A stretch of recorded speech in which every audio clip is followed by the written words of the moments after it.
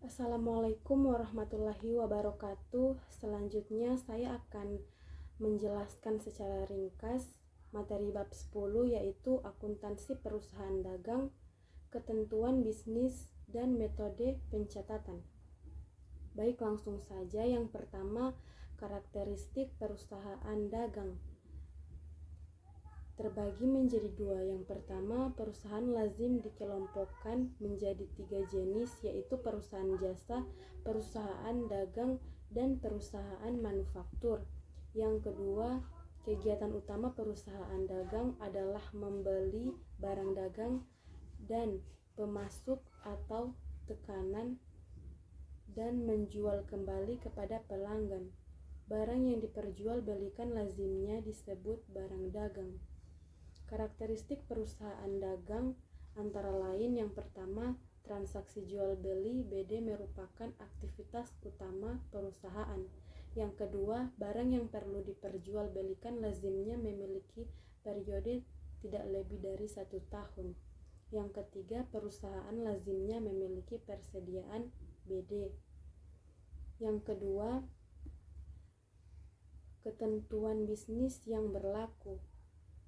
Ada beberapa ketentuan bisnis yang berlaku. Yang pertama, penyerahan hak kepemilikan.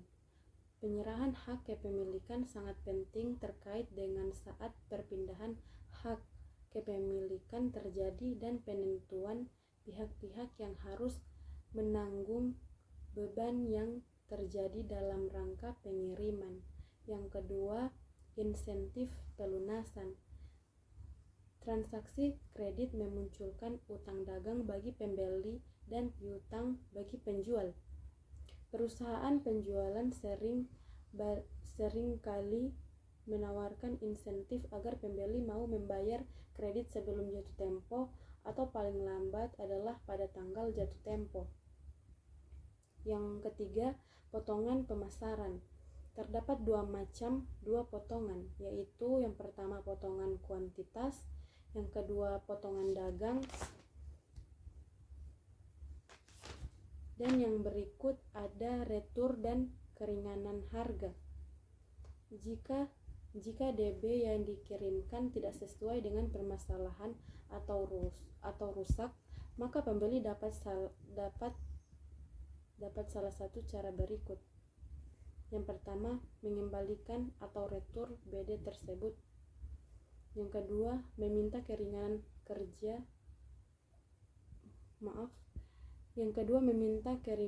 harga kepada penjual jika BD yang diterima tidak sesuai pesanan. Yang ketiga, akuntansi perusahaan dagang. Gambaran umum: perusahaan dagang terlebih dahulu membeli BD sebelum menjualnya kembali.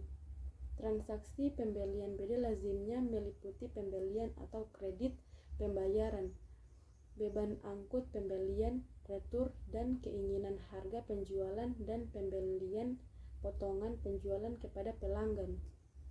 Yang keempat, pencatatan transaksi. Metode periodik.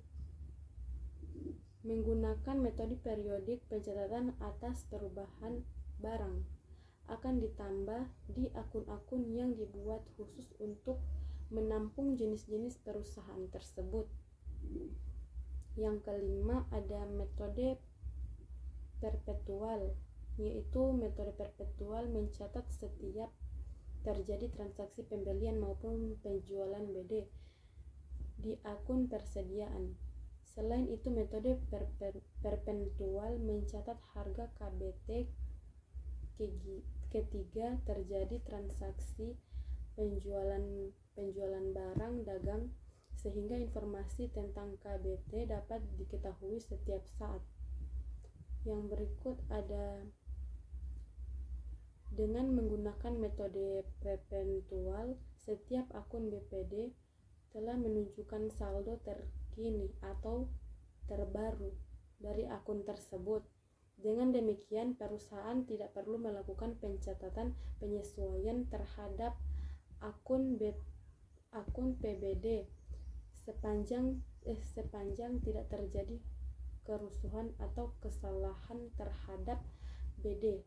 Baik, terima kasih, hanya itu. Lebih dan kurangnya saya mohon maaf. Wassalamualaikum warahmatullahi wabarakatuh.